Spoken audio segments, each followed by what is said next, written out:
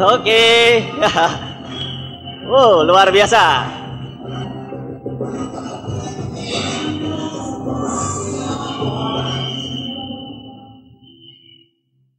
Wah, ini kayaknya suasana kota perjuangan persisnya Surabaya harus pindah ke Jogja karena antusiasme Anda luar biasa sekali.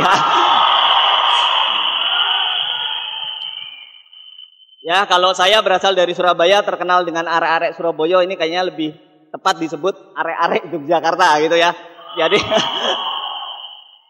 tapi sebelumnya Bapak Ibu, saya juga ingin mengenalkan kepada Anda yang sebetulnya sudah saya jadwalkan juga bisa hadir. Tapi beliau titip salam kepada Anda semua, pasangan saya.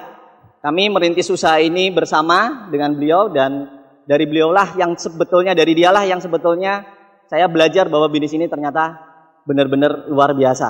Ya, berikan aplaus untuk pasangan saya. Sebetulnya kemarin sudah dijadwalkan, tapi karena ada masalah sedikit kesehatan ya, karena kecapean, terus sedikit batuk, sehingga sampai hari terakhir kemarin kita sudah rencana mau berangkat, suaranya sempat hilang. Jadi, waduh ini kayaknya nggak mungkin kalau harus bicara di business seminar gitu ya. Akhirnya, ya udah saya titip salam aja, lain kali pasti bisa ketemu dan memang pasti akan ketemu dengan Anda karena sebentar lagi akan ada event besar di Yogyakarta. Ya, Mr. Lee akan datang. Jadi pastikan Bapak Ibu Anda juga memanfaatkan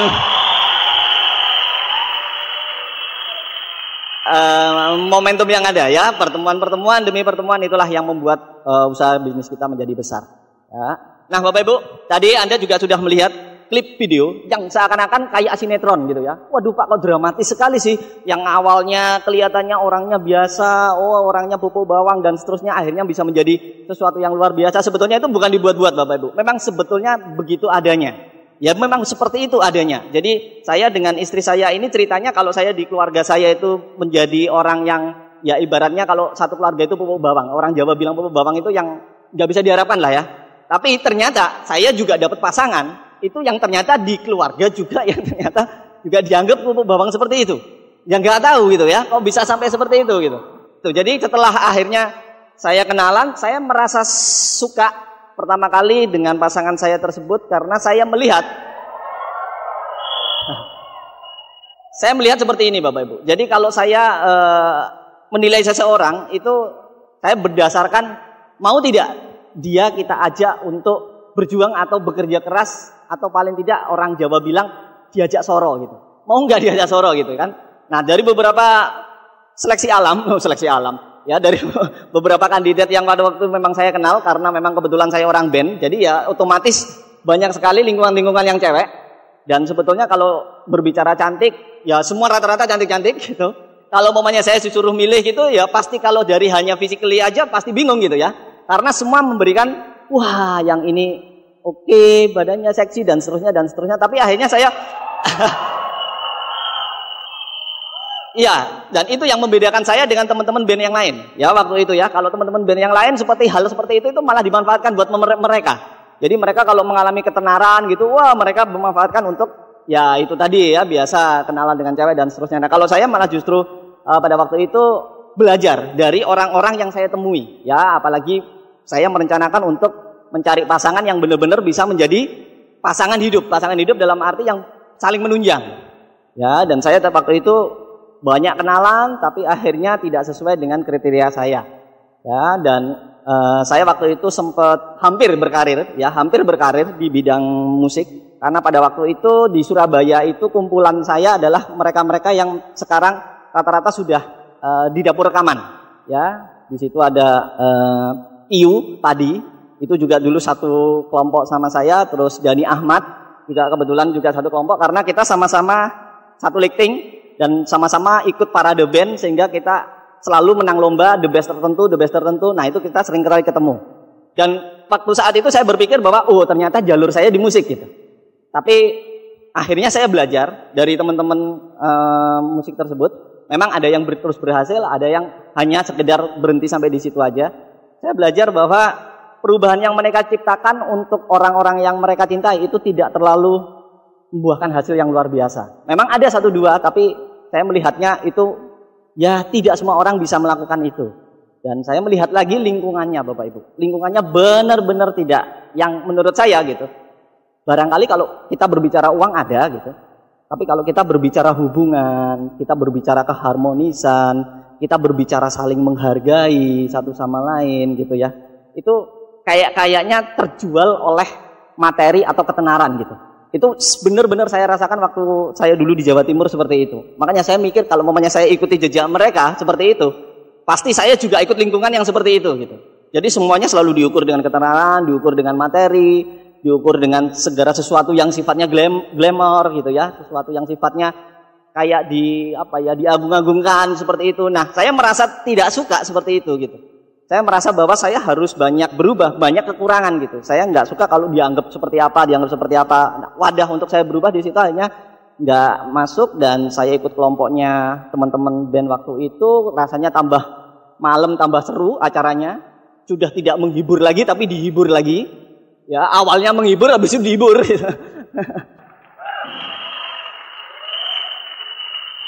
Jadi kalau saya boleh mengatakan kepada Anda, semua jenis minuman pernah saya coba. Iya betul Bapak Ibu, iya.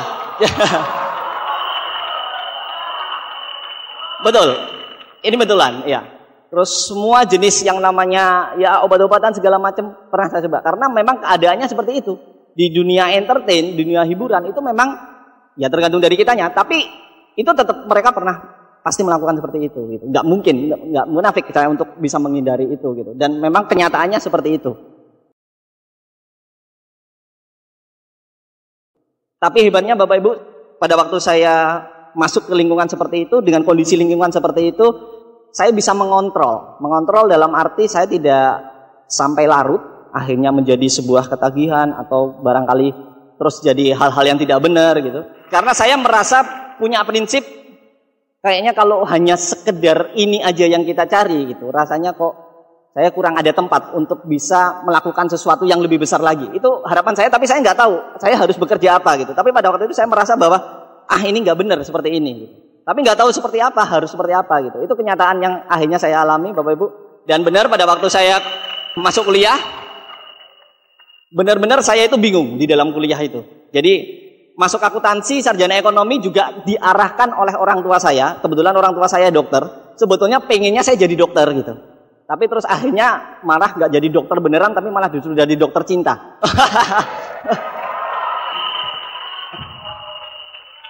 Iya.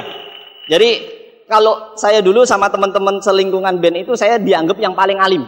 Dan saya banyak sudah kenal dengan beberapa cewek gitu ya.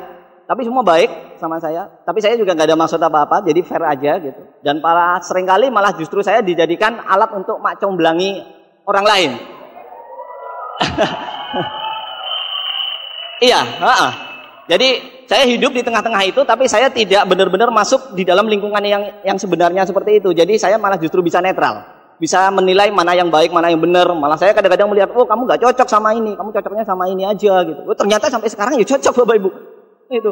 Iya, jadi malah justru seringkali seperti itu akhirnya saya dijuluki, wah ini Pak Doni ini orang yang sudah bisa memimpin orang. Pada waktu itu ya, memimpin orang dalam arti saya tidak gampang ikut larut, tapi saya punya pendirian dan saya punya prinsip.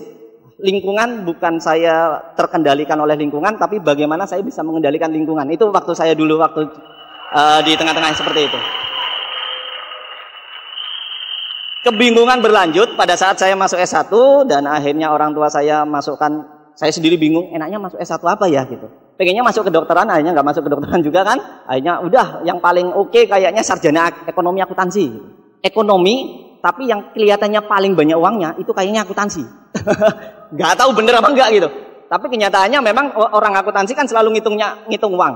Tapi barangkali itu uangnya orang lain gitu kan. Jadi udah pokoknya ini profesinya kayaknya dapat kerjaannya juga lebih mudah gitu. Ya udah saya masuk, tapi saya bingung terus karena saya mikir kira-kira kalau umpamanya saya harus berjuang gitu mencapai S1 yang kalau saya lulus nanti persaingannya sangat luar biasa sekali. Nah, saya mikir kepada diri saya sendiri, kira-kira saya punya kelebihan apa? Ya, waktu itu. Kalau saya pemain band, apakah mungkin nanti perusahaan yang menerima pekerjaan saya, kebetulan di situ ada organisasi band yang terus akhirnya saya diambil gitu, kayak atlet, kalau olahraga kan gitu ya. Kalau atlet sampai lulus gitu, sampai dia menjadi juara, akhirnya bisa diterima kerjaan yang memang perusahaannya membutuhkan untuk olahraga tersebut gitu. Tapi rasanya kalau untuk band nggak ada perusahaan yang menerima perusahaan pekerja terus band, itu kan nggak ada gitu. Hanya saya mikir lagi, kira-kira apa ya yang paling cocok untuk masa depan saya. Bingung Bapak Ibu saya. Bingung itu saya pikir terus, tapi saya nggak melakukan gitu. Saya pikir bingung. Akhirnya apa? Waktu terus berjalan. Saya masuk kuliah 92, itu baru lulus 2001. Ya itu beneran. Ya, tapi saya ada alasan. Ada alasan karena saya mikir seperti ini. Kalau umpamanya saya fight, saya lulus, kira-kira saya bisa hidup mapan nggak ya? Tapi salahnya saya adalah, ya saya selalu banyak mikir gitu pada waktu itu. Saya nggak benar-benar menyelesaikan, habis itu setelah selesai kita baru berpikir untuk berikutnya. Tapi memang kenyataannya sudah seperti itu. Dan saya cukup senang dengan keadaan pada waktu itu gitu. Saya nikmati aja, saya ikuti, akhirnya saya sadar bahwa iya ya, kayaknya saya sudah nggak punya pegangan lagi untuk bisa mendapatkan sesuatu yang berarti untuk masa depan saya. Karena apa? Karena dari ijazah aja IPK waktu itu kalau nggak ada pengulangan, ya IPK saya itu 1, iya betul. Akhirnya diulang, bola-balik diulang, mentok dinyang-nyang keluarnya 2 persis. Nah waktu itu yang jadi daya dorong saya pada waktu tahun 99 atau 99 ya, saya lupa tahunnya, tapi waktu itu kenal dengan pasangan saya mengenal sosok beliau ini pejuang kalau menurut saya ya, ulet sekali, dan saya memang kepingin mendapatkan pasangan yang seperti itu. Karena apa? Supaya kita bisa saling mendukung, dan saya yakin saya pasti punya kelebihan yang sementara ini saya masih belum menemukan kelebihan saya apa gitu. Tapi yang pasti saya yakin bahwa di pasangan saya ini punya kelebihan yang bisa mensupport saya. Itu aja yang saya pegang. Dan beberapa yang lain-lain kelihatannya yang seperti apa, perempuan yang seperti apa, udah itu kalau menurut saya nggak menarik sama sekali. Ya, yang paling penting bisa mensupport saya dan bisa mendukung saya, dan kita bisa sama-sama survive untuk kehidupan yang masa datang. Karena apa? Saya berpikir masa depan kita harus rencanakan, dan kita harus tahu siapa pasangan kita yang paling baik untuk kita merencanakan masa depan untuk anak kita. Ya.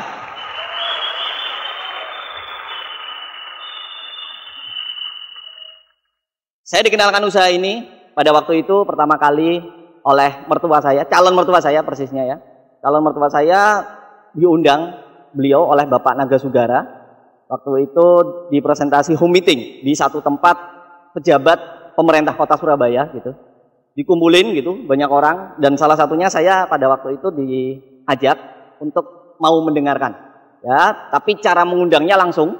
Jadi istri saya dikatakan sama ibu mertua saya, itu kan dulu Doni itu kan katanya pernah menjalankan MLM.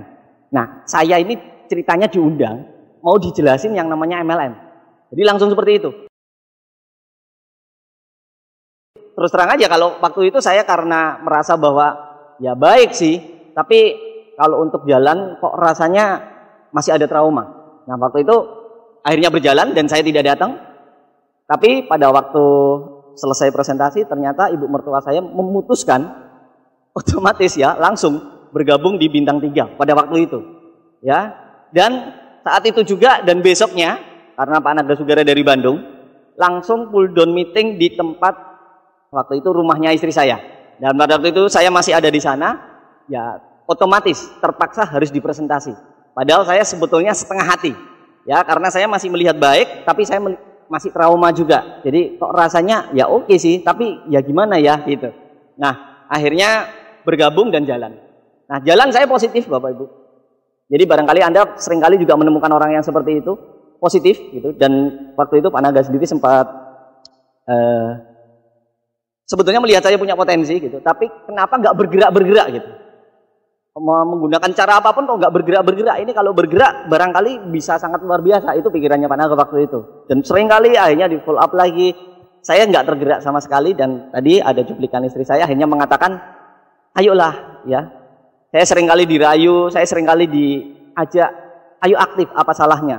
Tapi Bapak Ibu, dalam hati saya waktu itu memang saya nggak negatif, tapi waktu istri saya mau memutuskan di Bintang 3 pada waktu itu, saya memang bicara bahwa, loh kita punya uang berapa gitu. Kita punya uang 500 ribu waktu itu ya. Jadi celengan saya sama celengan istri saya dikumpulin, terus kita terkumpul uang 500 ribu rupiah. Wah, kayaknya kurang untuk jadi Bintang 3. Ya udah Bintang 2 dulu aja. Istri saya bilang seperti itu waktu itu. Tapi saya, anehnya, jangan seperti itu. Yang namanya bisnis kita harus langsung kita nangkep 100%. Malah justru saya suruh untuk langsung bintang 3. Tapi saya sendiri belum positif. Belum benar-benar gimana untuk saya bisa survive menjalankan. Belum ada pemikiran seperti itu. Terus saya bilang, nah ini terus gimana? Masa mau pinjem ibu? Ya janganlah, nggak enak. Saya bilang seperti itu. Ya akhirnya saya ngatur strategi gini aja. Kita presentasi, sekaligus nanti dari situ kita pinjem uang. Nah kira-kira daftar namanya siapa ini yang kira-kira ada? Pertama kali. Jadi waktu itu daftar nama pertama kita adalah kakaknya istri saya, Ibu Dr. Anita. Ya, yang sekarang sudah jadi good lion. Dan pada waktu itu kita undang, apa itu? Alah, dia bilang seperti itu. Kan seperti dulu kamu itu, dah mosok jalan gini lagi. Apalagi kan belum jelas juga ini perusahaan apa, produknya apa. Terus kalau produk kesehatan, apakah itu memang betul-betul sudah benar-benar punya, ya ibaratnya sertifikat yang lolos uji coba dan seterusnya. Ya, biasa dokter seperti itu. Nah, saya sama istri saya akhirnya saya di belakangnya, saya bilang, nah ini daftar nama untuk pinjem uang paling enak ini kayaknya. Oke, nggak apa-apa negatif, tapi tolong bantu saya untuk saya bisa bintang 3. Langsung seperti itu. Memang betulan. Jadi pada saat itu akhirnya kita berhasil untuk membujuk dalam tanda kutip, akhirnya gabung juga bintang 3. Jadi kita pinjem uang 1,5 juta dan pada waktu itu Dr. Anita minjemin kita 1,5 juta karena memang sudah memiliki finansial ya daripada kita waktu itu. Terus akhirnya saya sama istri saya akhirnya jadi bintang 3 juga. Dan waktu itu saya masih belum jalan, tapi bulan depannya Bapak Ibu kita dapat bonus itu 1,9 pada waktu itu. Jadi langsung berapa orang yang gabung gitu ya, langsung beberapa orang yang gabung. Dan memang kita punya target pada waktu itu paling tidak sebulan minimum kita harus ada pemasukan 2 juta rupiah. Untuk apa? Ya untuk biaya hidup. Ya karena kita sudah rumah sendiri, karena kita sudah berkeluarga memutuskan untuk berumah tangga, ya kita harus tanggung jawab. Kita harus sudah tidak bisa lagi berharap kepada orang lain lagi. Kita harus memikul kehidupan kita sendiri. Ya udah, berarti 2 juta. Dan pada saat itu juga kita saat mulai, saya melihat di usaha saya dulu yang lama, itu yang namanya mendapat penghasilan itu sulitnya setengah mati. Tapi perlahan, pelan-pelan, berapa hari, 2 minggu, 3 minggu, sebulan, 2 bulan, 3 bulan gitu ya. Akhirnya saya lihat istri saya kok bonusnya kok ya oke. Tapi bukan berarti saya waktu itu menghambat, enggak. Jadi kemana-mana tetap saya anterin Bapak Ibu. Kemana-mana itu jalan saya anterin, oke. Malah seringkali saya arahkan, oh kalau gitu harus seperti ini. Tapi saya sendiri nggak terjun gitu. Wih istri saya jalan gitu. Terus akhirnya dia merasa, mungkin barangkali dalam hatinya dia ini kalau Mas Doni ini bisa jalan, barangkali mungkin lebih baik lagi gitu kan. Lebih bagus lagi. Akhirnya saya dorong, saya kasih motivasi, oh enggak, jangan seperti itu, harus seperti ini dan seterusnya dan seterusnya. Nah, akhirnya ya berkembang gitu. Nah dari bukti hasil itulah akhirnya saya pelan-pelan akhirnya saya mikir, iya ya, kalau memang semudah ini dan selalu ada hasil seperti itu, ya berarti bisnis ini jalan gitu. Tidak seperti apa yang harus saya takutkan gitu. Dan ternyata saya juga belajar dari beberapa buku, Bapak Ibu, di situ dikatakan untuk kita bisa mengalahkan trauma, kita harus menjalaninya 2 kali yang kita trauma tersebut. Artinya gini, kalau ada seorang penerjun payung dan pada saat mereka terjun dan kebetulan mengalami masalah payungnya ada masalah, tidak bisa buka dan akhirnya sampai di bawah orang tersebut masih selamat dengan kondisi akhirnya payungnya terus akhirnya kebuka lagi, orang tersebut kan trauma dan trauma sekali. Cara menyelesaikan trauma orang tersebut untuk supaya tidak trauma lagi, gak usah pikir panjang, orang itu langsung suruh naik pesawat lagi dan saat itu juga mereka langsung suruh terjun. Itu ternyata cara mengatasi trauma seperti itu. Tapi kalau umpamanya kita mengatasi trauma, akhirnya saya berpikir pada waktu itu, iya ya kita ikuti terus tanpa kita harus melakukan. Trauma itu gak akan pernah keluar dari hati kita. Ya, kita akan merasa terhantui terus. Akhirnya saya memutuskan pada waktu itu, oke, kalau memang seperti itu, berarti kita harus melakukan bisnis ini secara lebih baik lagi, secara lebih benar. Ya, mulai dari sana Bapak Ibu, 2003 awal, saya mulai menata strateginya, saya mulai bekerja secara goal, secara target, secara benar. Oke, sekarang kamu kerja di sana, saya kerja di sini. Ya, pada waktu itu langsung pada saat istri saya membuka jalan, menemukan orang, langsung pada saat itu juga saya follow up untuk saya bisa membuat mereka bisa jalan bisnis ini. Tapi sekali lagi Bapak Ibu, waktu itu saya tidak nurut dengan Pak Naga, ya, orang yang mengenalkan bisnis ini kepada saya. Waktu itu saya berpikir bahwa ya kan saya pernah punya pengalaman menjalankan network marketing seperti ini. Artinya saya akan bisa jalan lah tanpa harus konsultasi kepada upline saya. Tapi pada saat itu juga akhirnya bisnis saya nggak kemana-mana, ya. Akhirnya saya berpikir, oh kok seperti ini jadinya. Karena pada waktu itu saya sempat ngeyel dalam arti ada book meeting dan kebetulan yang datang para medis atau dokter. Waktu itu saya telepon pada Pak Naga Sugara, Pak ini gimana Pak? Kita mau meeting, tapi kebetulan yang datang ini para medis. Lah kalau momennya saya ditanya tentang produknya, terus saya bilangnya seperti apa? Mungkin saya nggak tahu.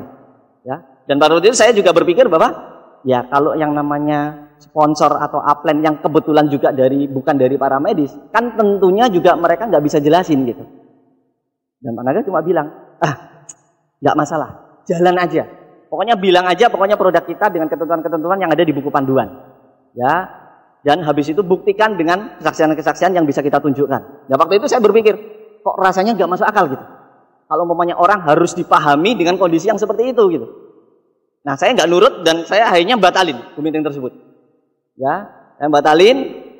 Beberapa kali ada beberapa kali juga profesi-profesi yang memang mereka punya analisa menurut saya yang bisa membuat saya tidak bisa menerangkan pada waktu itu. Ya, ada dari keuangan, ada dari segala macam, dasar nama seperti itu. Saya mikir kayaknya ini perlu orang yang benar-benar ini. Dan saya merasa bahwa kalau waktu itu saya turun sendiri, saya butuh orang ketiga.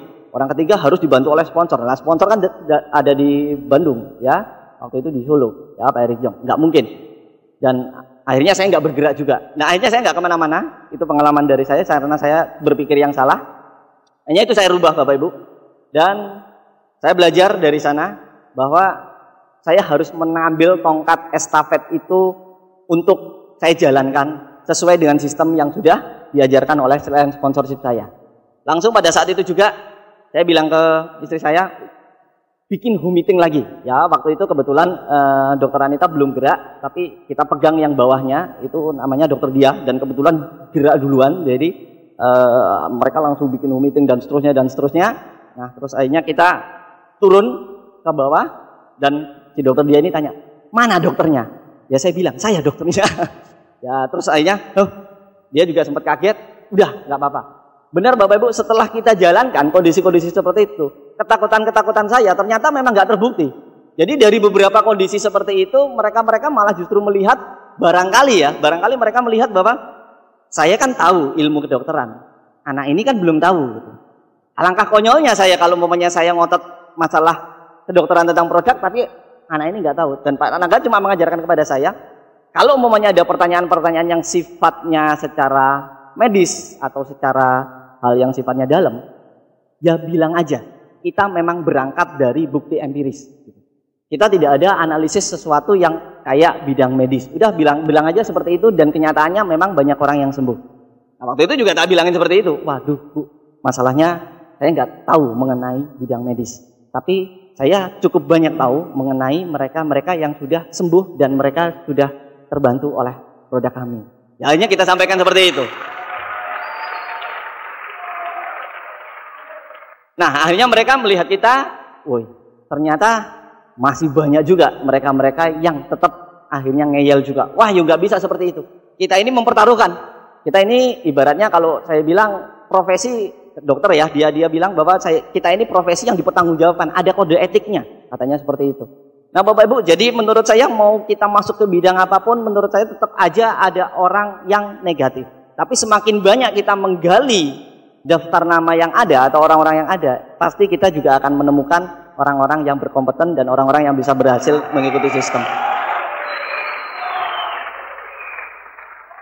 Selalu seperti itu, ya. Nah, akhirnya ada yang tanya, ada yang ngeyel dan seterusnya, terus akhirnya ada yang sampai ke profesornya Bapak Ibu. Jadi ada di UNER ibaratnya S3-nya. Jadi profesor mau tesis waktu itu, wah saya dihadapkan dengan mereka. Wah, saya ini orang apa gitu kan? Saya harus ketemu dengan beliau dan seterusnya. Ya akhirnya saya beranikan diri. Semenjak tongkat estafet itu saya pegang Bapak Ibu, bisnis saya luar biasa.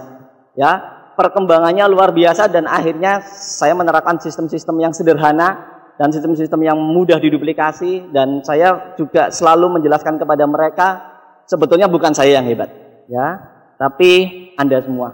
Artinya grup saya semua yang hebat waktu itu. Karena apa? Mereka sukses, kebetulan memang profesinya dokter. Tapi bukan karena profesi dokter mereka sukses. Mereka sukses karena mereka sebetulnya punya profesi yang hebat dan cukup terpandang, tapi mereka mau berubah dan mereka mau belajar tentang hal-hal yang mereka belum pelajari. Itu yang luar biasa. Ya. Dan akhirnya semuanya berjalan sesuai dengan koridor sistem yang dianjurkan. Tapi Bapak Ibu nggak berhenti di situ. Proses berjalan, kami mengalami beberapa masalah, beberapa kendala, dan pada waktu itu saya menjalankan bersama pasangan saya. Kebetulan kita menikah dan kita diberi kendaraan roda 4 ya sama orang tua kami. Karena saya ini anak yang mungkin dirasa orang tua saya ini ya namanya pupuk bawang ya. Jadi udah deh kasihan Doni ini kalau nggak dikasih kendaraan roda 4, tapi sebetulnya itu bukan kendaraan yang lebih gitu. Memang itu kendaraan yang biasanya dipakai oleh kedua orang tua saya gitu. Memang kebetulan ada 2, yang satu bawain saya. Tapi kan kami punya 4 bersaudara. Yang tentunya kalau mamanya orang tua saya boleh milih, barangkali nomor 1 mungkin yang paling berhak. Tapi akhirnya turun ke saya. Nah, mobil tersebutlah menjadi bukti perjuangan kami di BINIS ini. Ya, meskipun dengan mobil, tapi Bapak Ibu tahu kalau hujan itu airnya masuk, dan itu yang sebetulnya jadiyah kita pada saat itu gitu. Iya, jadi pada saat hujan kita harus ngiyup.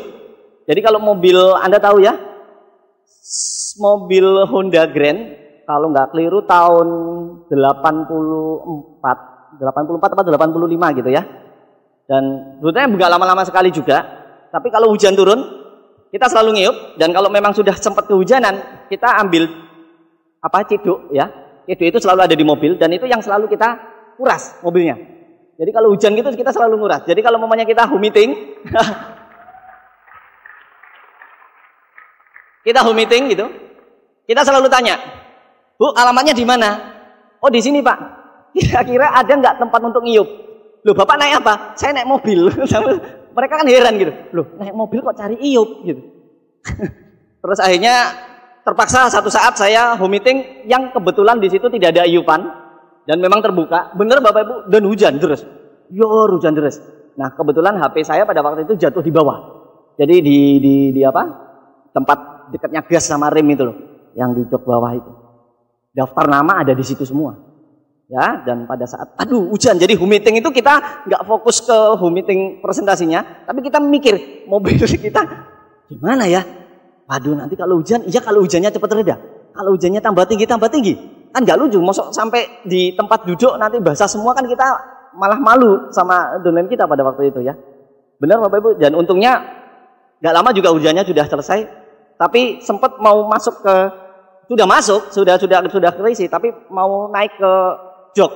Ya, tapi belum sampai naik untungnya. Tapi saya lihat Bapak Ibu, HP saya sudah mengambang di situ.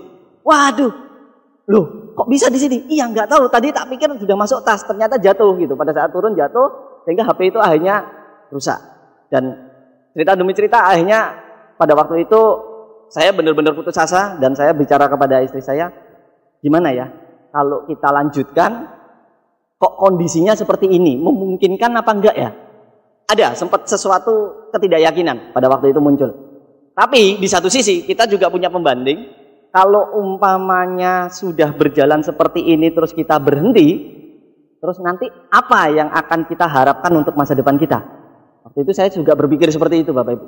Ya, jadi saya berpikir alasan saya tidak menjalankan, tapi saya juga memberi kesempatan kepada diri saya, alasan saya kalau saya tidak sukses nanti apa? Dan itulah yang akhirnya membuat saya tetap bertahan di usaha ini dan menjalankan terus. Teman-teman saya bilang, udahlah Don, kamu dulu kan sudah ngeband, sudah enak. Jadi anak band itu sebetulnya enak Bapak Ibu, karena memang pendapatannya besar sekali. Ya, itu kalau mamanya setiap tampil gitu, di setiap event kayak di kafe segala macam, itu setiap tampil paling tidak 2 juta itu masuk waktu itu ya. Tapi yang namanya orang entertain 2 juta masuk, pengeluarannya itu juga 2 juta. Ya, jadi udah nggak ada nilainya lagi uang tersebut. Nah, itu yang kami rasakan pada saat itu. Nah, banyak mereka-mereka yang akhirnya ngomong, udahlah, wis itu kan lebih jelas. Dan kalau kamu ikuti teman-temanmu yang lain, mereka kan sudah pada mulai menapaki dapur rekaman pada waktu itu. Nah, itu lihat itu Dani, itu kan mereka sudah enak. Coba kamu ikuti aja mereka. Terus teman-teman saya yang lain juga, ya ada Fadli ini juga, mereka kan sudah berhasil. Lah, kamu kan bisa ikuti. Saya mikir lagi, apakah saya memang hidup saya seperti harus ke sana gitu. Saya bicara sama istri saya lagi. Kita kupas lagi hal-hal yang sifatnya entertain tadi sama istri saya. Terus istri saya bilang, kok rasanya enggak. Kita harus gimana caranya kita harus survive di bisnis ini. Ya. Saya merasa mendapatkan pasangan saya ini sesuatu anugerah yang luar biasa Bapak Ibu. Karena apa? Karena memang benar-benar bisa memberikan inspirasi yang benar untuk saya. Ya, pada waktu itu saya nggak tahu saya harus ibaratnya berbagi dengan siapa, tapi pasangan saya ini adalah pasangan yang benar-benar memiliki nilai perjuangan yang sangat baik sekali. Ya, di bisnis ini berikan aplaus untuk pasangan saya. Ya, jadi untuk Anda yang sekarang masih belum punya pasangan, hati-hati Bapak Ibu kalau Anda mau memilih pasangan. Pastikan Anda mendapatkan orang yang tepat, pendamping hidup Anda adalah orang yang benar-benar mempunyai tanggung jawab untuk bisa berhasil ke depannya. Karena barangkali saya bukan seperti sekarang kalau umpamanya saya tidak mendapatkan pasangan beliau seperti itu. Ya, sebetulnya saya ingin sekali ngajak beliau untuk bisa bicara di sini karena luar biasa sekali kalau beliau sudah bicara. Ya, saya hanya sekedar ya oke, gitu. Nah, sampai akhirnya saya memutuskan, oke, berarti kita harus berhasil. Oke, kita nyusun strategi lagi karena nggak ada grup yang bergerak pada waktu itu Bapak Ibu. Jadi kita putus asa. Kita keluar malam, berangkat pagi gitu karena rumah kita jauh ya, waktu itu di daerah Pondok Canda, itu di daerah Surabaya yang ya dulu belum ada tol ya, yang menyambung ke kota. Jadi itu perjalanannya 1 jam harus ke kota. Dan kalau momennya keluar pagi itu pulangnya harus malam. Karena memang pertama transportasi, terus yang kedua biasanya kalau momennya keluar pagi kita sarapannya itu nunut di orang tua kita masing-masing. Ya, jadi kita atur. Jadi kalau mamanya keluar pagi gitu, nah pura-pura ya kita silaturahmi ke orang tua kita. Jadi hari ini gitu mampir ke orang rumah saya, yuk makan yuk sarapan gitu. Terus besoknya lagi, yuk kita keluar lagi yuk. Kita keluar, habis itu ke orang tuanya istri saya gitu. Jadi seakan-akan nggak ngetarani kalau kita minta jatah gitu. Itu memang benar terjadi Bapak Ibu ya.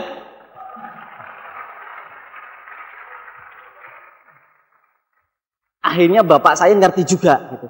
Don, kowe wis tuku beras durung gitu. Akhirnya saya besoknya ke sana, itu sudah ada beras 30 kilo. Nah, ini aja dibawa gitu katanya seperti itu. Ya, namanya kita dikasih ya, diterima aja gitu kan. Istri saya ya gitu. Orang tuamu nawari apa? Orang tua saya nawari seperti ini, barangkali ibu nawari apa? Sama sampai sana juga kebetulan juga nawari, kamu ini apa? Sudah beli buah belum? Kalau mamanya ini, ya ini dibelikan buah. Nah, itu yang seringkali terulang dan mungkin barangkali sampai masuk ke bulan ke-7 ya, kami menjalankan bisnis ini. Kita merintisnya dengan kondisi yang seperti itu. Serba pas-pasan sekali dan kita tidak berlebih sama sekali. Dapat bonus, kita kembalikan lagi untuk investasi stok tiket. Ya, untuk beli segala sesuatunya, alat bantunya. Karena apa? Karena di Surabaya pada waktu itu memang minim stokis, belum ada stokis. Jadi kita Pak Naga datang beli alat bantu semua gitu. Jadi langsung kita stok gitu. Terus besok bonus lagi, kita tanamkan lagi di investasi, akhirnya kita tidak bisa memiliki uang yang cukup untuk bisa hidup pada waktu itu, ya. Dan alhamdulillah memasuki bulan ke-7, saya mikir bahwa kok rasanya kok nggak jalan ya bisnis ini. Mereka selalu mengatakan bahwa Pak, kayaknya memang khusus Surabaya bisnis ini nggak bisa berkembang. Terus selain saya yang mengatakan seperti itu Pak, pada waktu kita setelah OPP, mereka mengatakan seperti itu. Saya mikir, masa sih nggak berkembang gitu? Khusus di Jawa Timur. Coba kita lihat di kota-kota lain. Di Jogja berkembang, di Bandung berkembang, di Bali berkembang. Coba Surabaya. Kayaknya memang karakteristik orang Surabaya itu sedikit berbeda daripada kota-kota yang lain. Akhirnya saya mikir lagi Bapak Ibu, kayaknya Surabaya memang butuh bukti. Baru bisa dikatakan orang baru bisa percaya bahwa Surabaya bisa berkembang. Dan batin saya seperti itu. Ya. Maduranya muncul. Bapak Ibu tahu kalau orang Madura ya, kalau sudah mau ngambil komitmen, mengambil keputusan. Wah, itu saya mikir, wah, oke, berarti memang Surabaya butuh bukti.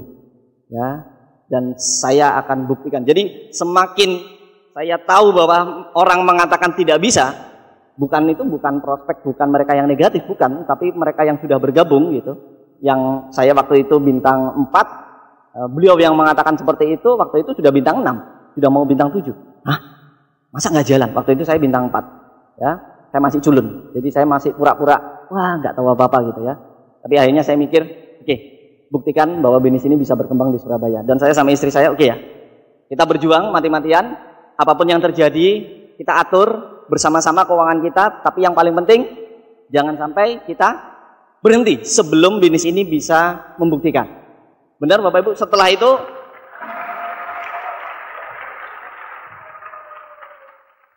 dari awalnya saya tidak dijebel, saya 100% langsung dijebel. Oke, Pak Nanta bilang seperti ini. Oke Pak, saya jalankan. Dan Pak Dirjo bilang seperti ini. Oke, saya jalankan. Oke, saya jalankan semua. Estafet kita lakukan. Dan semuanya bisa berjalan. Dan akhirnya Alhamdulillah pada saat 2004 kita mencapai bintang 6. Dan di situ sudah ada pemasukan-pemasukan yang luar biasa. Dan saya bisa surplus ya pada waktu itu. Dan mulai dari sana orang-orang sekeliling keluarga, dulu belum ada yang aktif. Keluarga saya maupun keluarganya istri saya itu nggak ada yang aktif sama sekali. Nah dari sana setelah ada bukti, ternyata mereka ternyata kamu bisa gitu. Nah Bapak Ibu, salah satu tips dari saya, kalau Anda ingin membuat lingkungan Anda positif, Bapak Ibu harus bekerja dulu, kerja keras, tunjukkan bahwa Anda bisa, Anda baru bisa merubah mereka untuk mereka bisa jadi positif.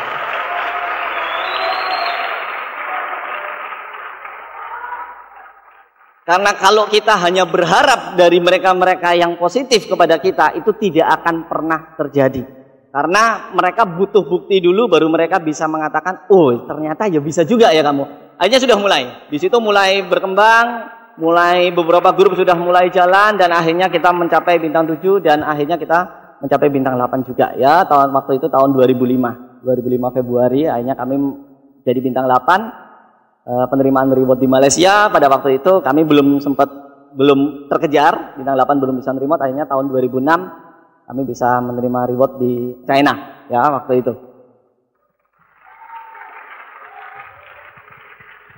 Nah Bapak Ibu, banyak sekali hal-hal yang barangkali saya nggak bisa bagikan semua kepada Anda tentang kesulitan-kesulitan kami. Tapi yang pasti benar katanya Pak Abdi Suwadin, Anda cuma tahu yang 1%. Anda tidak tahu yang 99% dukanya kita, bukan sukanya, dukanya kita dalam menjalankan bisnis ini. Ya benar-benar sesuatu yang kalau menurut saya, kalau saya benar-benar nggak kuat impian saya, dan saya benar-benar tidak percaya 100% kepada sponsor saya, barangkali saya juga sudah berhenti dari dulu. Ya, dan beruntung akhirnya saya bisa bertahan dan akhirnya saya bisa survive. Tapi itu penuh perjuangan, apalagi di Surabaya belum ada bukti. Bapak Ibu bisa bayangkan, ya, sudah belum ada bukti dan mereka selalu ngomong mana buktinya gitu. Ada di Bandung gitu, saya bilang seperti itu, ya. Terus ada lagi yang terdekat, barangkali dulu masih di Jogja gitu. Ada lagi yang di Bali seperti itu, tapi Surabaya belum ada. Dan akhirnya alhamdulillah, akhirnya kita bisa menunjukkan kepada mereka. Dan setelah itu akhirnya mulai bergerak dan kami duplikasikan cara dan sistem yang benar juga. Akhirnya ke grup mereka saya katakan, udah kantongi ego aja. Kita nggak perlu kita merasa pinter di bisnis ini, karena memang di dalam jaringan saya itu jadi beraneka ragam. Ada yang profesor, ada yang ini, ada yang itu, ada yang itu. Waduh, itu kalau umpamanya suruh ngotot dengan saya gitu, saya sudah kalah duluan gitu ya, karena mereka pasti punya alasan yang sangat kuat untuk mereka tidak menjalankan bisnis ini. Tapi yang pasti saya cuma bicara kepada mereka, kalau pengen sukses, kalau pengen berhasil, kantongi ego aja. Yang penting pendidikan nanti kita bisa jadikan untuk hal yang positif ya. Tapi kalau bisa jangan dijadikan untuk cari duit. Cari duitnya di sini aja gitu ya. Tapi kalau umpamanya kita pengen sukses sambil Anda barangkali sambil praktek gitu ya, nggak masalah. Praktek sebagai hobi. Itu kalau dokter ya, saya bilang seperti itu. Saya juga ada guru. Nggak apa-apa. Anda hobi ngajar, tetap jalankan ya, jangan berhenti. Tapi yang pasti 2 tahun lagi ngajar kita bukan karena kita butuh uang, tapi karena kita ingin berbagi dan kita ingin membantu mereka-mereka yang memang membutuhkan untuk diberi pendidikan, tapi mereka nggak mampu bayar. Ya.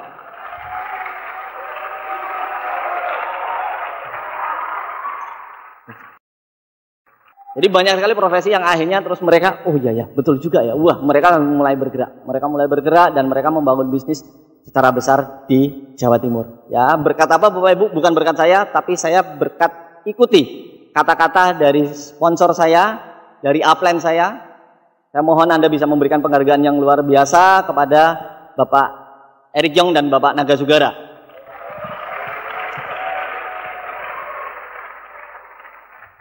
Setelah saya ikuti mereka, akhirnya saya bisa survive seperti itu. Perjuangan demi perjuangan. Banyak yang mengatakan, Pak, Anda kok bisa berhasil? Profil saya yang di Surabaya gitu ya.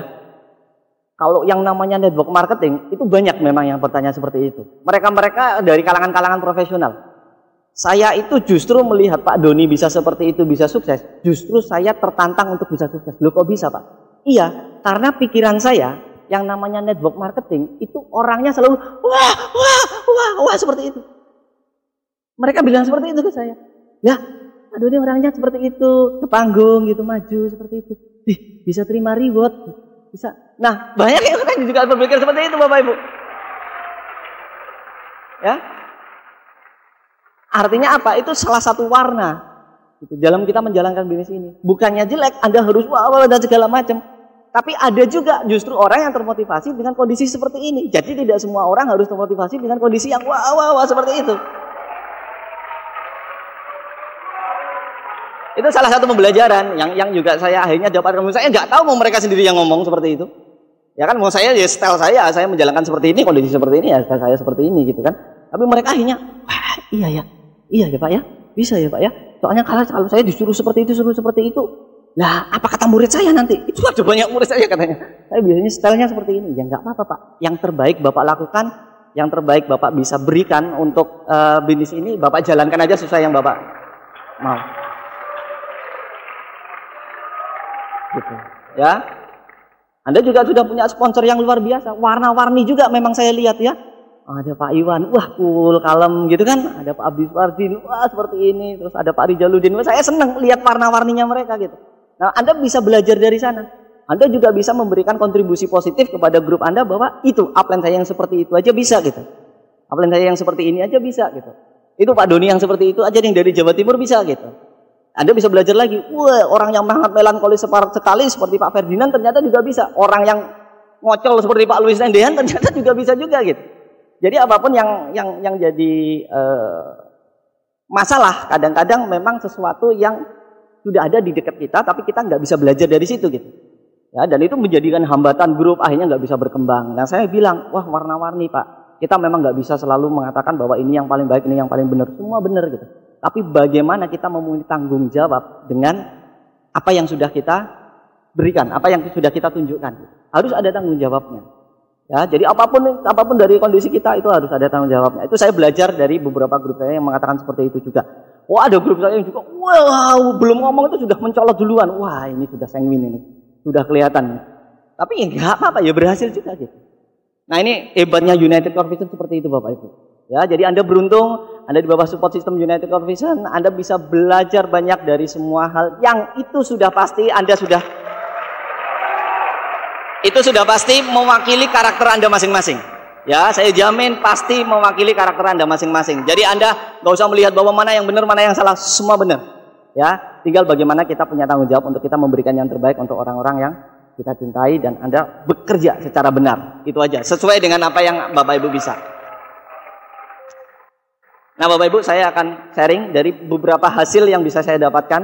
Itu tadi ada beberapa klip yang belum kami edit ya.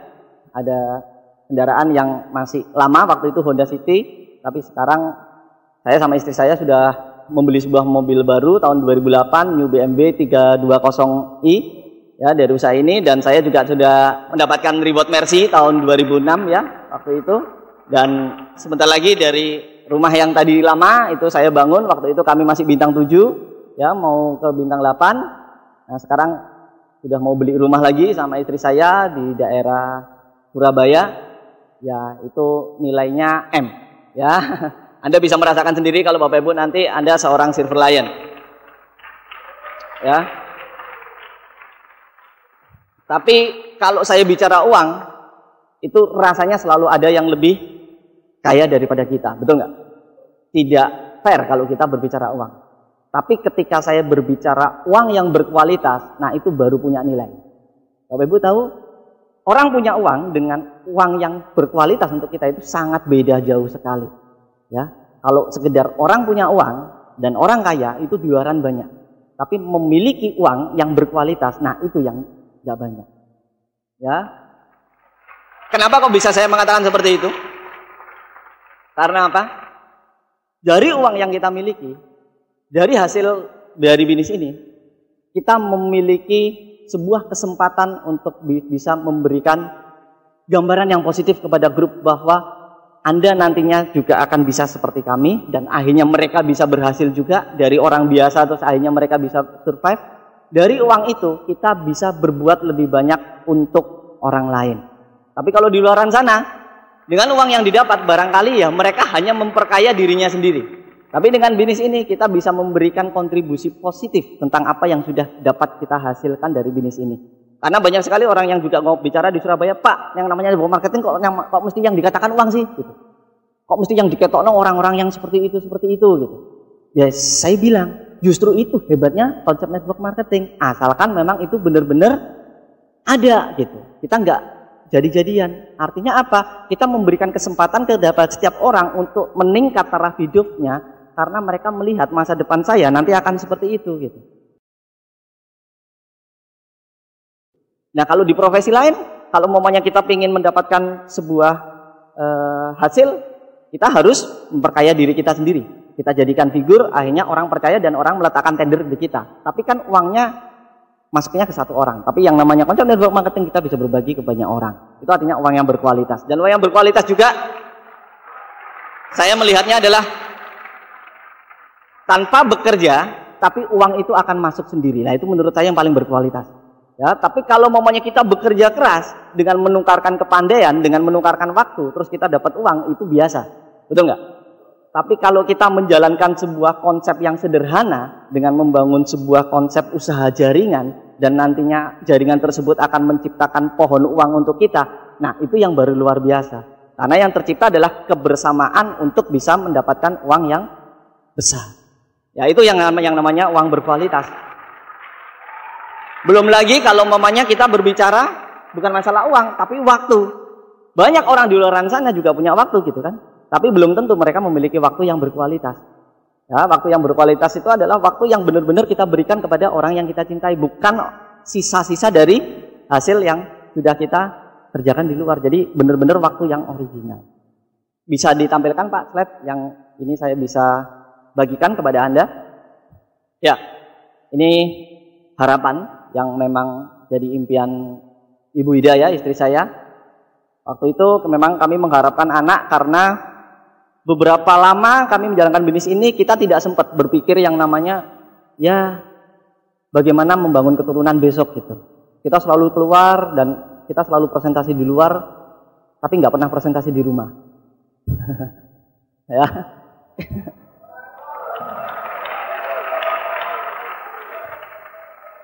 Kita selalu good planner di luar, ya.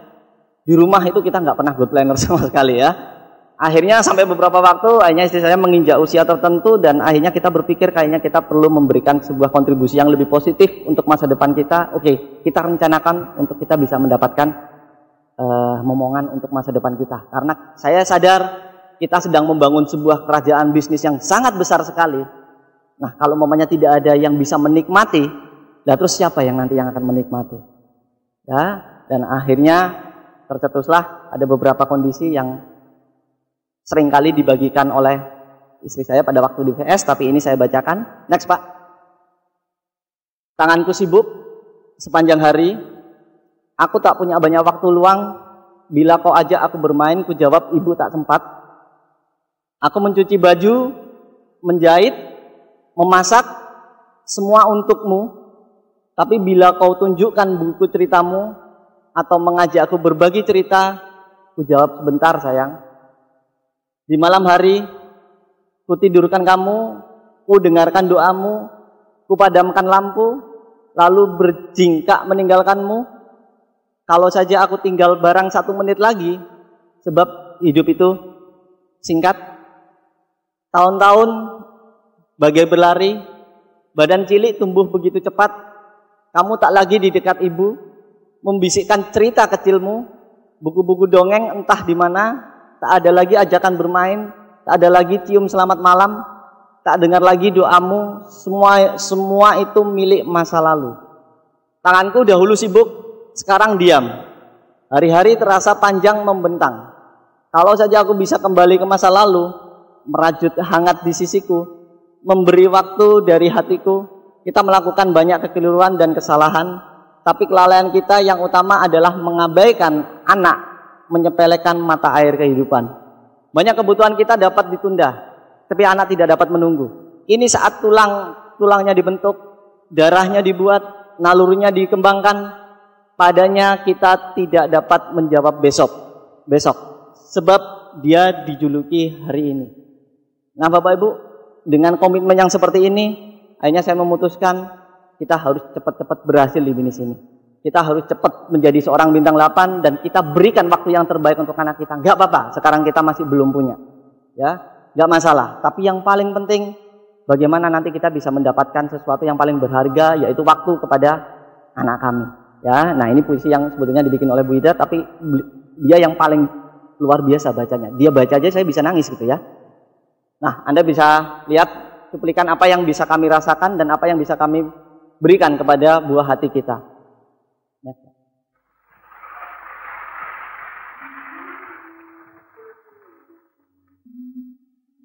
Dan setelah kami bintang 8, saat itu kami memutuskan untuk bisa memiliki putra, dan alhamdulillah Tuhan mendengar doa kami, dan akhirnya kami dianugerahi seorang putra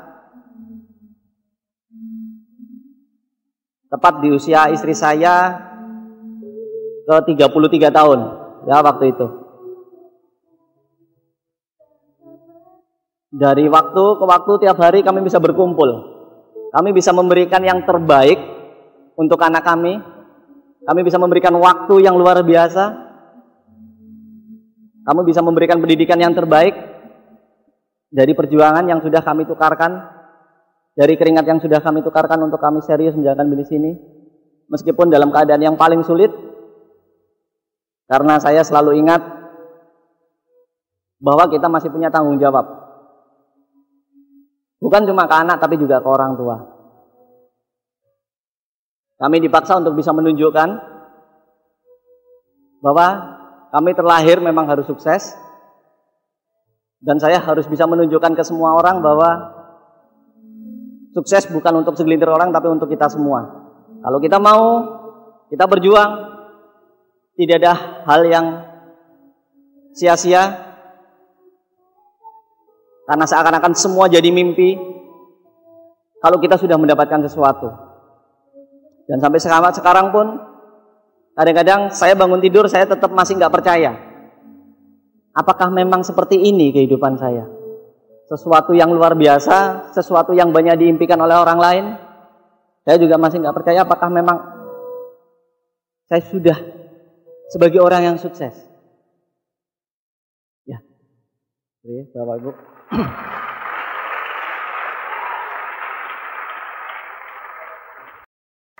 Setiap hari kami berkumpul, setiap hari kami bercanda, ya karena sekarang usianya itu masih usia 1 tahun berapa bulan ya waktu itu, sekarang sudah menginjak mau ke 3 tahun, dan kami masukkan di salah satu playgroup yang terbaik di Surabaya, dan bernuansa Islam ya.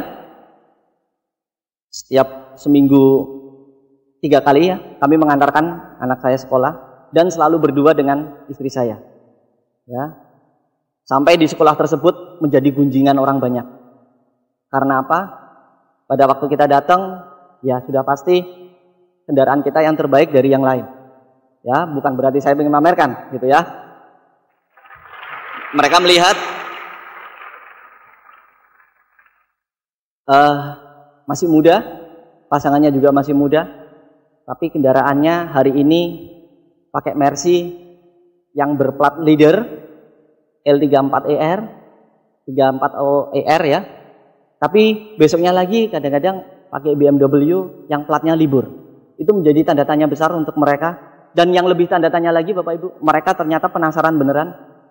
Sampai saya ngajak pengasuh ya, seorang baby sister, sampai mereka ditanya gitu. Bosmu itu kerja apa sih? Kok setiap waktu kok selalu nganterin anaknya sekolah? Kok sama-sama mereka nggak berpikir untuk harus bekerja seperti orang kebanyakan? Karena itu memang jam kerja Bapak Ibu. Jadi masuknya jam 8, pulangnya jam 10, jam 11. Jadi waktunya orang bekerja. Jadi mulai Selasa, Kamis sama Jumat. Nah ini kita selalu ngantarkan berdua terus. Nah mereka rata-rata kalau ngantarkan sekolah itu kalau nggak ibunya sama supirnya biasanya. Bapaknya kerja gitu. Nah kalau kita berdua bisa nganterin. Mereka berdua. Mereka akhirnya penasaran. Bukan cuma antar baby sister yang ngerumpi di situ. Tapi juga para guru sampai kepala sekolahnya hanya penasaran juga. Orang itu kerja apa gitu kan. Si itu kerja apa gitu. Dipikirnya saya anaknya orang kaya terus tiba-tiba bisa wah sukses dan segala macam. Ya sampai kita akhirnya ketahuannya seperti ini. Kan di situ kita ngisi biodata. Pekerjaan apa, usaha, wira swasta gitu kan, segala macam bla bla bla. Nah, di situ ternyata ada isian yang bunyinya seperti ini. Penghasilan berapa per bulan? Ini saya pikir gini, ngapain sekolah ini tanya penghasilan per bulan? Saya mikir, gak usah diisi lah. Saya bilang ke istri saya seperti itu. Ya udah dikosongi akhirnya. 0 gitu kan. Ya, nggak tahu, barangkali mungkin itu jadi alasan mereka sampai beberapa gurunya itu tanya langsung kepada kita. Bu, maaf, ini ada kolom yang belum diisi. Barangkali kalau mereka mau tanya, Ibu kerja apa kan gak enak kan? Kok kelihatannya gimana gitu kan? Tapi mereka akhirnya mencari jalan supaya cari gimana caranya bisa mengetahui ini orang aneh ini, gitu kan?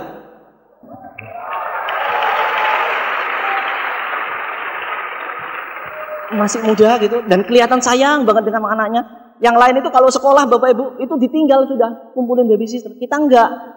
Meskipun di situ disuruh masuk ke ruangan, kadang saya sama istri saya nunggu di depan pintu. Jadi di situ kan ada kaca, kita lihat gitu anak saya gitu. Meskipun di dalam sudah ada baby sisternya, tapi kadang kita lihat itu buat mereka itu sesuatu yang ini kok orang tua seperti ini. Yang lainnya sudah ngerumpi sendiri, nggak tahu mereka ngobrol kemana, ngobrol ke sini dan seterusnya kan. Yang namanya orang tua yang namanya nganterin sekolah kan mesti tabiatnya seperti itu. Nah kita kan nggak terbiasa ngobrol, kita kan terbiasa home meeting, betul nggak? Jadi kalau nggak ada kerjaan ngomong sana sini kan ya lebih baik lihat anak kita yang lucu-lucu belajar, betul nggak? Daripada wah ini dan segala macam, belajar di mana, belajar di ini, udahlah.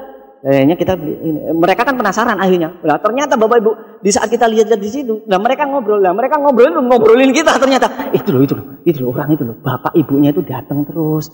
Itu kerja apa sih? Nah, tersampaikan juga akhirnya melalui gurunya tanya langsung ke kita, beberapa orang tua muridnya akhirnya tanya ke baby sisternya tanya ke baby sister saya. Bosmu itu kerja apa? Loh, kamu kok tanya? Iya, aku ditanya bosku caranya. Nah, saya akhirnya bikin strategi karena kebetulan memang baby sister saya kan sudah bergabung juga. Ya saya bilang, wah segini aja.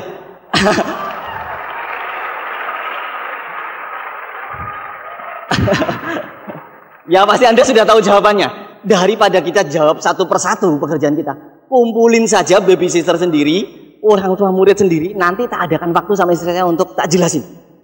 Sudah pasti nggak ada pertanyaan lagi nanti. Ya. Sudah ada rencana seperti itu gitu. Nah itu waktu yang berkualitas Bapak Ibu menurut saya ya. Karena orang di luar sana akan selalu ya mereka hanya sebagai anak, hanya sebagai numpang lewat. Kalau kita ini benar-benar anak itu sesuatu yang aduh luar biasa gitu ya. Anda merasa seperti itu Bapak Ibu? Bagi Anda yang sudah bintang 8, Anda yang sudah punya penghasilan, Anda pasti bersikap lebih care lagi ke anak kita. Betul nggak? Saya belajar mereka yang minim dalam hal penghasilan, kecenderungannya mereka tidak terlalu care dengan anaknya, betul nggak? Kita merasakan seperti itu, dan saya selalu melihat kondisi seperti itu. Kenapa ya? Kalau momennya kita semuanya waktu ada, uang kita ada, gitu, kita kok rasanya lebih care ke anak. Kadang-kadang orang itu kok rasanya nggak care juga, gitu. Padahal juga yang dikatakan uang juga ada. Ternyata mereka memang karena tidak bisa memenuhi batinnya, daripada mereka tanggung-tanggung dan mereka batin gitu ya, lebih baik ya mereka sok cuek. Tapi dengan puisi yang dibuat istri saya tadi, sebetulnya tidak ada yang perlu kita lewatkan untuk buah hati kita. Mereka-mereka yang melewatkan adalah mereka-mereka yang sebetulnya menutup diri untuk mereka membuka kesempatan yang lebih baik lagi, ada sesuatu usaha yang mereka hanya melihat dari hal yang negatif. Ya. Dan itu hal yang luar biasa menurut kami. Dan itu saya dapatkan tidak hanya seperti itu, tapi melalui sebuah perjuangan. Ya, dan saya juga sudah jalan-jalan ke luar negeri. Bisa tampilkan Pak slide-nya. Ya, ini Mercy saya ya. Dan itu BMW saya waktu sebelum ganti. Ya, waktu itu ini masih tahun 2004 ya, BMW 2004 seri 32i. Ya, tapi sekarang sudah kami ganti yang tahun 2008 yang terbaru. Ya, BMW. Tapi platnya juga kita ganti di mobil yang satunya. Ya, yang satunya Leader, yang Mercy, yang satunya BMW-nya adalah libur. Jadi seorang pemimpin yang selalu libur terus. Ya.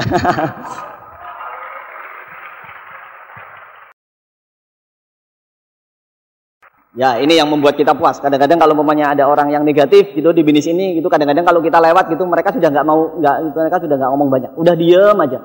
Gitu kan, sudah diam aja. Jadi ketika orang melihat bukti mereka tidak punya komentar apapun. Tapi ketika kita tidak bisa membuktikan Bapak Ibu, mereka akan berkomentar banyak sekali.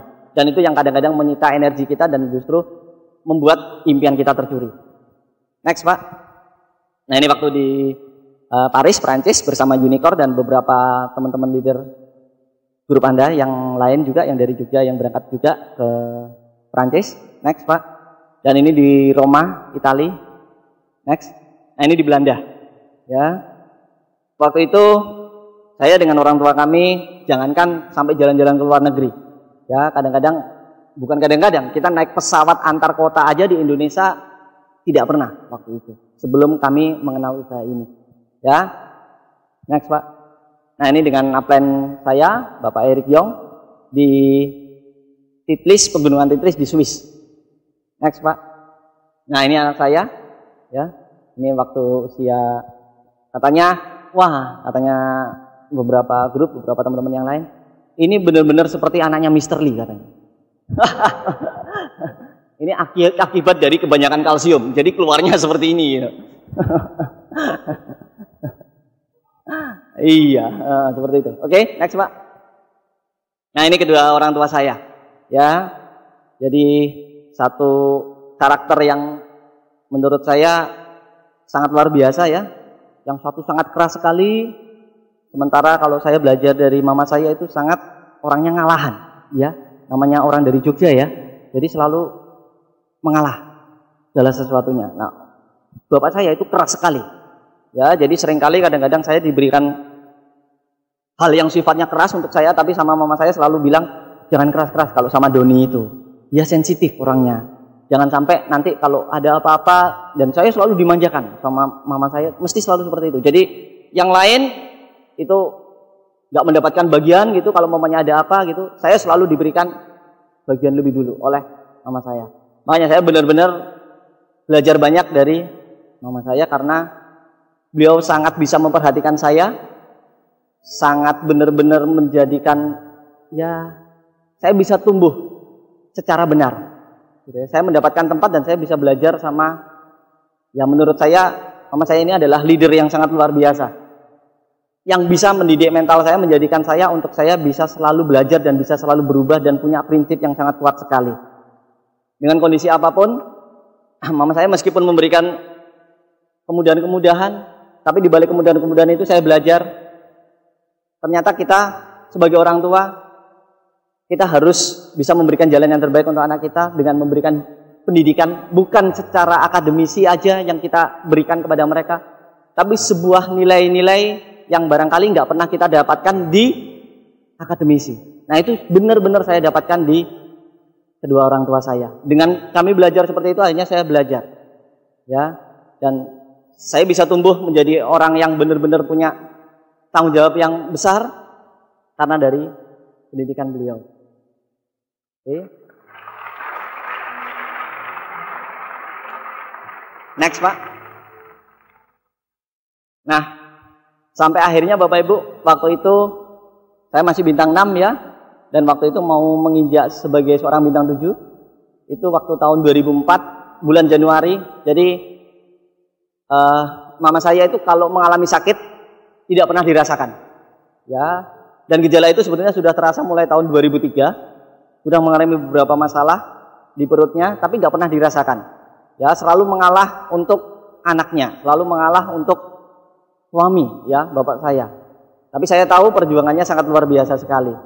Dan pada waktu itu akhirnya divonis sama dokter mengidap kanker mulut rahim. Ya. Dan karena tidak pernah dirasakan dan saya juga nggak pernah tahu gitu ya. Ternyata sudah dinyatakan stadium 3B waktu itu. Ya.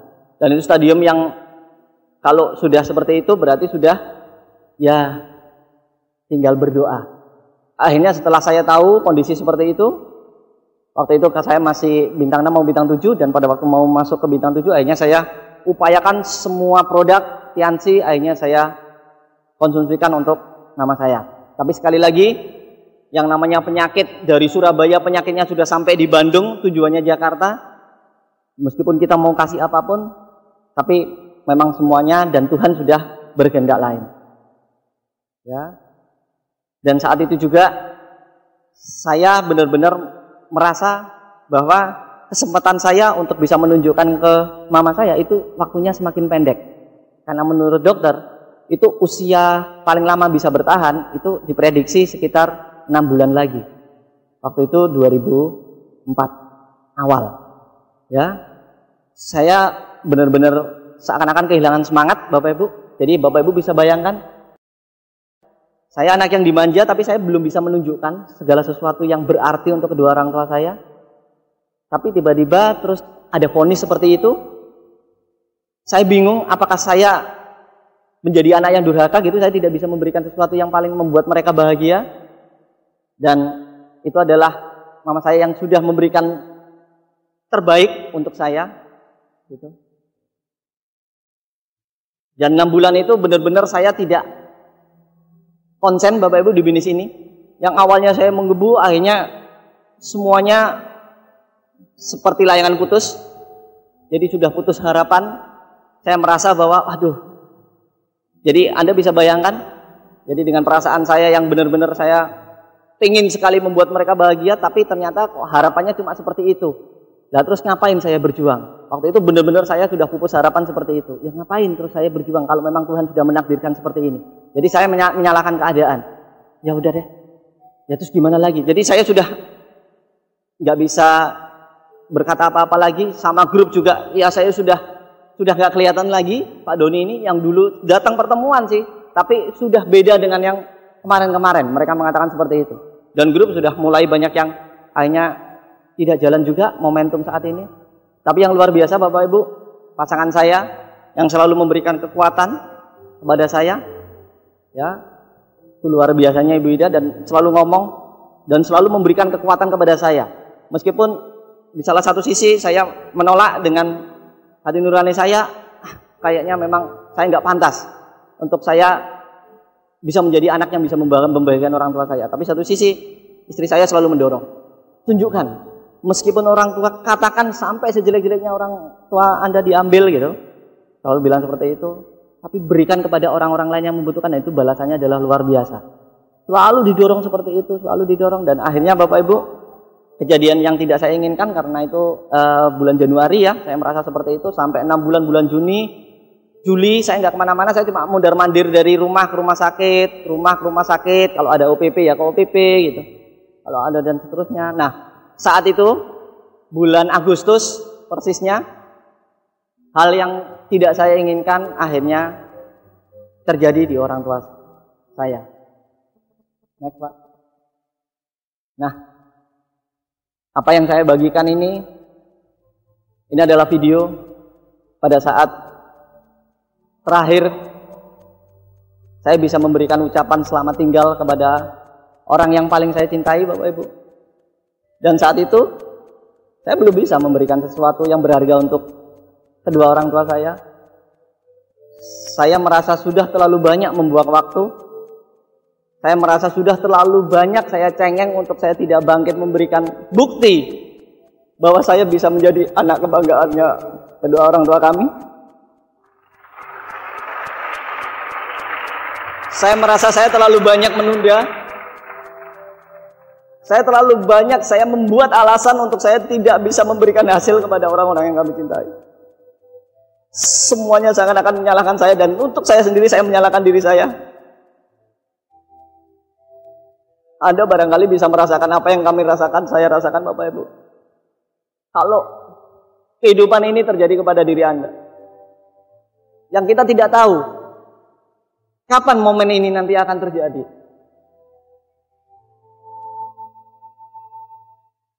Waktu itu benar-benar saya tidak menyadari hal ini benar-benar akan terjadi. Bayangkan kalau momennya saya sudah mengetahui bahwa 2004 Agustus orang tua kami akan dipanggil. Dan pada saat kami dikenalkan BINIS ini oleh Pak Nagasugara waktu itu, saya tidak menyia-nyiakan waktu untuk saya berpikir lagi untuk saya bisa jalan atau tidak.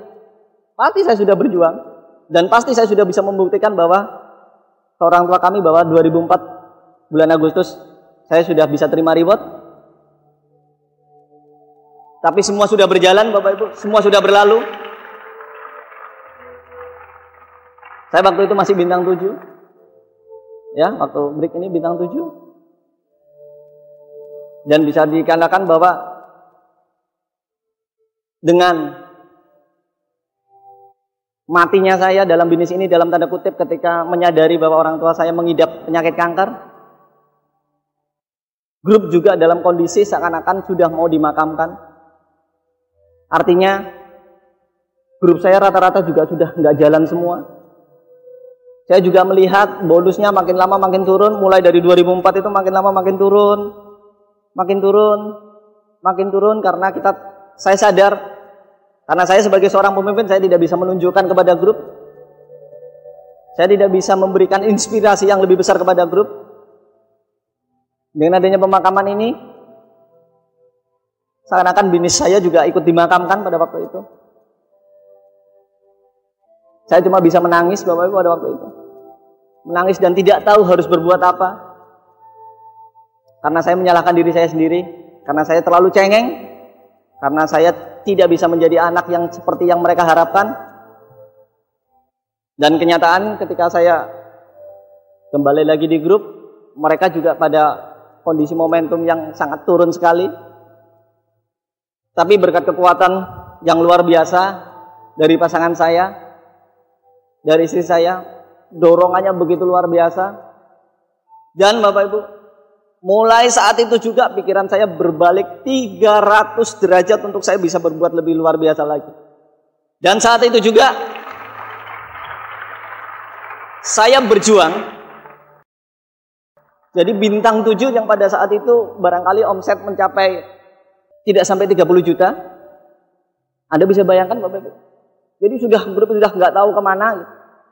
Saya memutuskan, oke, saya akan tunjukkan, saya akan bangkit, dan saya akan tunjukkan tahun depan saya akan dapat reward. Saya akan tunjukkan bahwa meskipun saya tidak bisa membahagiakan orang tua saya, meskipun mereka sudah tidak bisa melihat kebahagiaan yang kami rasakan, tapi paling tidak kami bisa berbagi kepada orang yang banyak, kepada orang banyak. Saya bisa berbagi kesuksesan kepada mereka. Dan saya benar-benar melampiaskan beneran Bapak Ibu. Jadi siang malam itu saya benar-benar nggak tidur. Saya presentasi, saya bekerja, saya bekerja, sudah sampai istri saya bilang, udah leren, udah makan dulu, udah gini. Saya nggak mau Bapak Ibu. Udah pokoknya udah gini, wah semua dan segala macam. Dan luar biasanya Bapak Ibu, dan saat itu juga di bulan yang sama, di bulan itu juga akhirnya omset bisa naik kurang lebih sampai 600-700 juta pada waktu itu.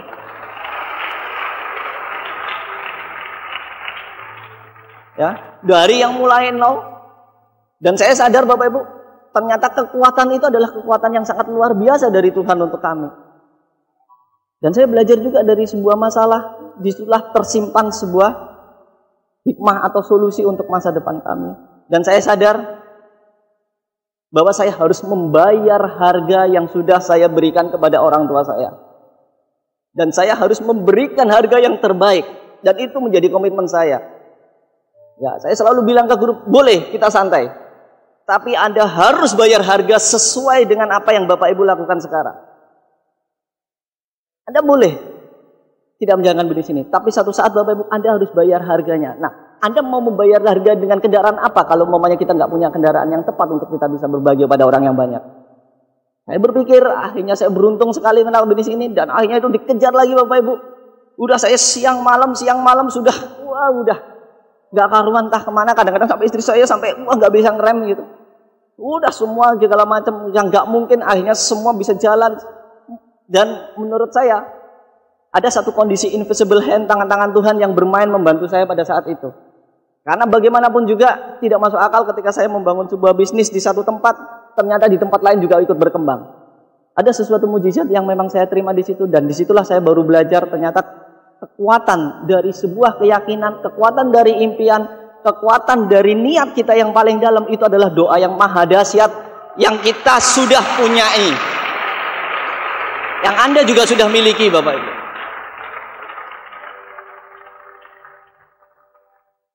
Tapi kapan doa tersebut akan muncul di dalam diri kita? Apakah kita menunggu saat-saat seperti yang saya alami? Anda bisa akhirnya sadar Bapak Ibu.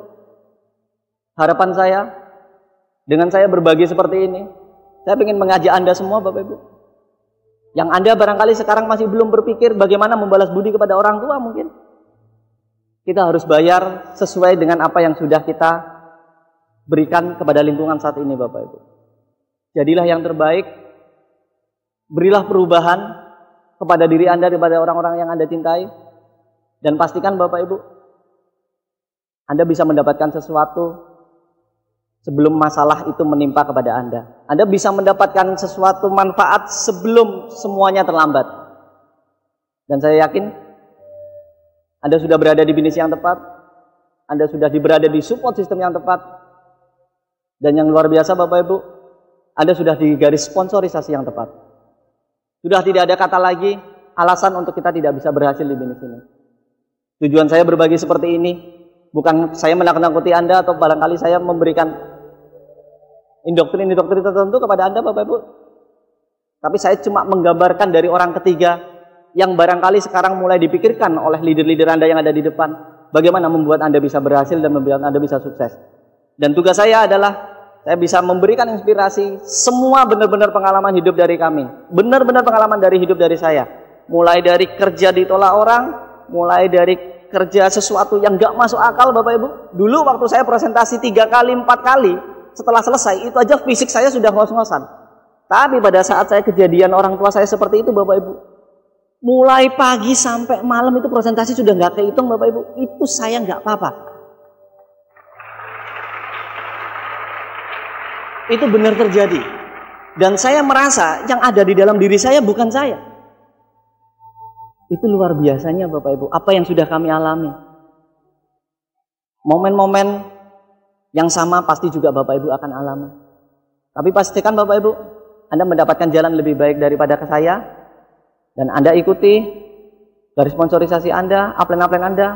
Pastikan Bapak Ibu, Anda bisa sukses dan Anda bisa mendapatkan apa yang sebetulnya Anda inginkan dan orang-orang yang Anda cintai inginkan sebelum semuanya terlambat. Pastikan juga Bapak Ibu, Anda berjuang dan Anda jangan berhenti sebelum titik darah penghabisan. Saya bilang sebelum titik darah penghabisan. Karena apa? Karena pasti nanti kita akan harus bayar. Kalau nggak bayar sekarang berarti kita harus bayar nanti. Tapi lebih enak bayar lebih dulu daripada saya sudah terlambat seperti ini. Tapi tidak ada kata terlambat. Karena sampai sekarang saya bisa berbagi lebih banyak lagi bisnis ini kepada orang di luar sana. Dan mereka mengucapkan terima kasih Pak. Saya sudah diberi inspirasi, saya sudah dibantu.